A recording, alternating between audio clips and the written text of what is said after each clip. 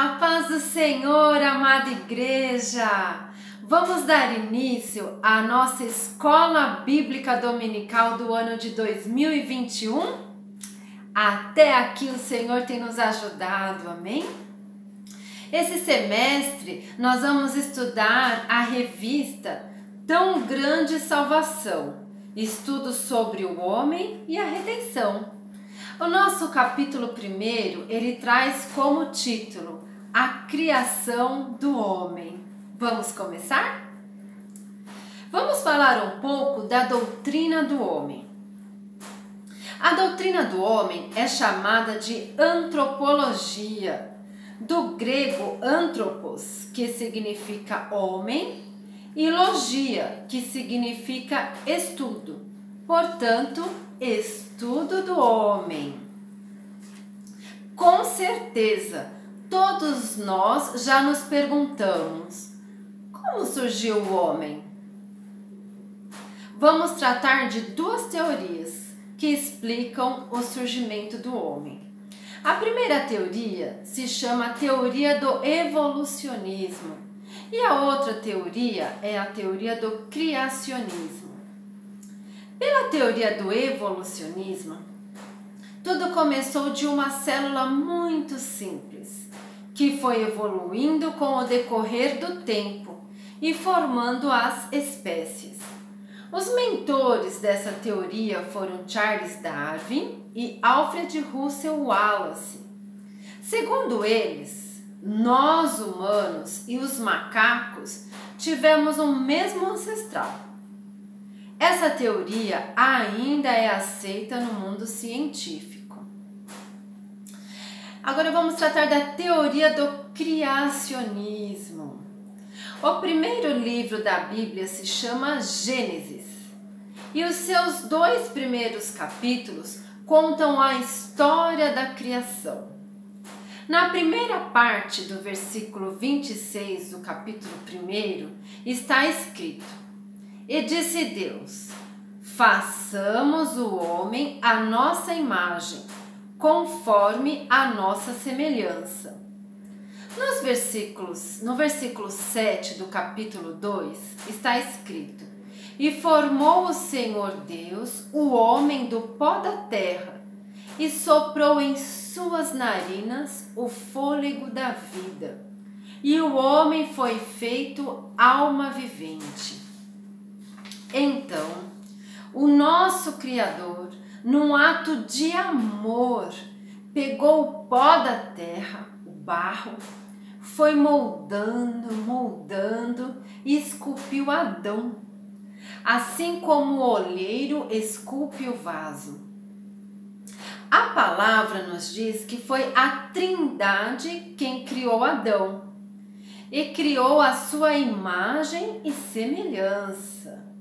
Diz a palavra façamos. Então, façamos está no plural, né? Nós façamos. Façamos o homem à nossa imagem, conforme a nossa semelhança. Essa imagem e semelhança se referem a traços morais e intelectuais. Então, Adão foi o homem mais inteligente, mais amoroso, mais justo que existiu na face da terra.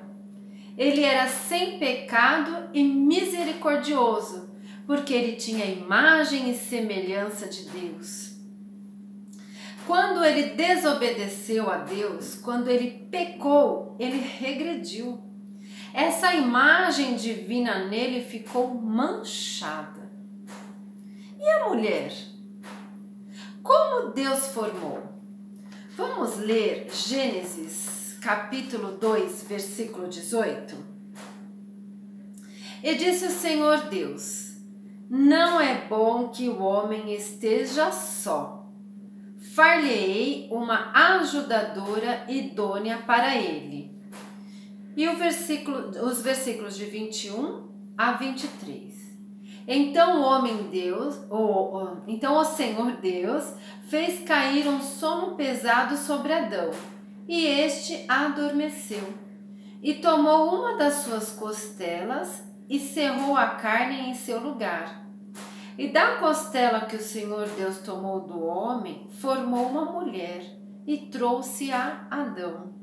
E disse Adão: essa é agora osso dos meus ossos e carne da minha carne. Essa será chamada mulher, porquanto do homem foi tomada. A mulher não veio diretamente do pó, como acabamos de ver, mas do material já elaborado a partir do pó, o homem. Então a mulher, ela veio do homem, né? E ela foi criada para completar a vida do homem. O texto fala que Deus planejou uma ajudadora idônea. A palavra idônea neste texto significa mulher que corresponda. A ideia é que o homem e mulher formam um par igualmente valioso. São diferentes entre si em função, de maneira que não se opõem, mas se apoiam, se completam. A palavra ajudadora implica o suporte e ajuda, mas não inferioridade. Por que Deus criou o homem?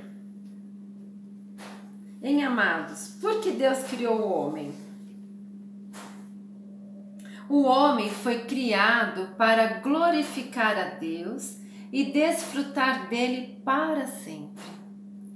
Isaías, o profeta, diz claramente que Deus criou o homem para o louvor da sua glória. Fomos criados para adorar a Deus e para nos relacionarmos com Ele. Em Gênesis 3, a palavra diz que Deus, na viração do dia, passeava no jardim. Então, com certeza, enquanto ele passeava, ele contemplava a beleza da sua própria criação e conversava com Adão e Eva. Ele se relacionava com Adão e Eva. Irmãos, vocês já pensaram que privilégio de Adão e Eva? Todos os dias, naquele mesmo horário, eles tinham a oportunidade de conversar com o Senhor, né? Louvado seja Deus. Agora nós vamos falar um pouquinho sobre a constituição humana, né? Nos entende que o homem é constituído por duas partes. Outros entendem que é constituído de três partes. Dicotomia, duas partes. Então, para os teólogos dessa posição, o homem é formado de corpo, mais alma ou espírito. Ou seja, alma e espírito são a mesma coisa.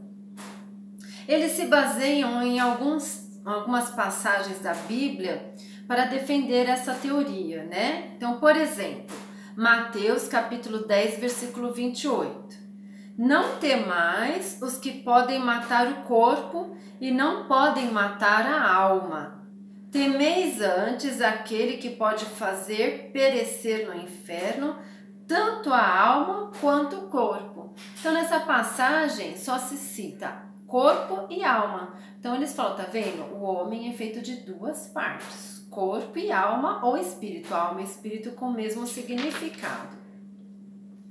Agora, alguns teólogos, eles defendem a tricotomia. São três partes, né? Então, o homem é composto por três partes: corpo, alma e espírito.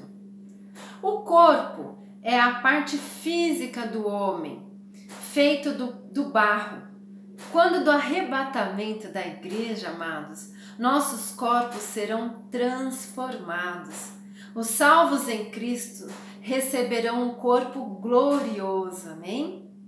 A alma se relaciona com o corpo e com o espírito. A alma tem as funções de pensar, decidir, organizar, amar, ter fé, arrepender-se, etc. Ela é a personalidade do homem. O espírito humano foi dado por Deus, é parte de Deus, é a existência do Criador no próprio homem. O espírito busca orientar a alma para que tome decisões dentro da vontade de Deus.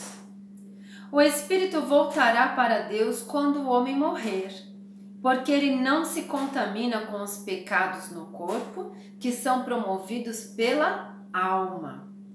Vamos verificar um versículo da Bíblia que exemplifica a tricotomia, né? Ou seja, o corpo, alma e espírito. Que é 1 Tessalonicenses, capítulo 5, versículo 23. E o mesmo Deus de paz vos santifique em tudo, e todo o vosso espírito e alma e corpo sejam plenamente conservados irrepreensíveis para a vinda do nosso Senhor Jesus Cristo. Amém? Para concluir, nós fomos formados do pó da terra pelas mãos do próprio Deus. Fomos formados para amar a Deus e para nos relacionarmos com Ele. O pecado nos separou do Criador, mas Ele, o próprio Criador, movido pelo seu infinito amor por nós, nos deu um único caminho para nos religarmos a Ele. Sabem qual é o único caminho? Vocês sabem? É Jesus Cristo. Jesus Cristo é o único capaz de nos conduzir ao Pai. Jesus Cristo é o caminho, é a verdade e é a vida. Amém? Louvado seja Deus por isso. Então, se porventura você que está ouvindo essa aula ainda não tem Jesus Cristo como Senhor e Salvador da sua vida, esta é a oportunidade de aceitá-lo. Aceite-o, porque é por meio dele que você se ligará ao Pai. Amém? Muito obrigada, amada igreja, por mais essa oportunidade. Fiquem na paz do nosso Senhor Jesus Cristo e até a próxima aula.